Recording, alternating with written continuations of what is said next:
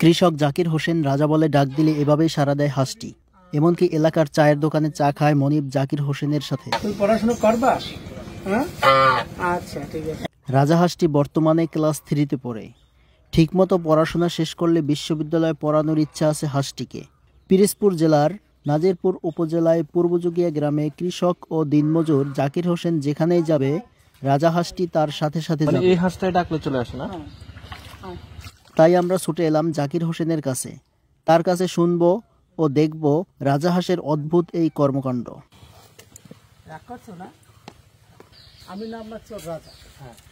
যেহেতু রাজা রাখছি, ও রাজা তোর নাম আছে, তারপর আমি রাজা রাখছি যে আমি রাজাকে ডাক দিলে চলে আসবে। মূলত আমার কথাটা বস্তু। আমরা শুনছি যে ও নাকি চা খায়, তারপর স্কুলে ক্লাসে যায়, যাইয়া বাচ্চাদের সাথে ঘুরে ফিরে আবার চলে আসে। মানে ওরা প্রাইমারি স্কুলে ভর্তি করাইছে? ও ছোট থেকেই। হ্যাঁ। তো ওদের ওই বাচ্চাদের সাথে খেলাধুলা করে, তারপর বাচ্চাদের সাথে চলে।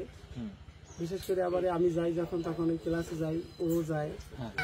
স্কুলের বিষয়টা বলেন তো একটু। স্কুলের বিষয়টা হচ্ছে যে ও বাচ্চাদের সাথে ক্লাসে যাবে, ক্লাসে যাইয়া ও বেঞ্চের উপরে বসবে, বসে কত সময় ওর মতো দেখাশোনা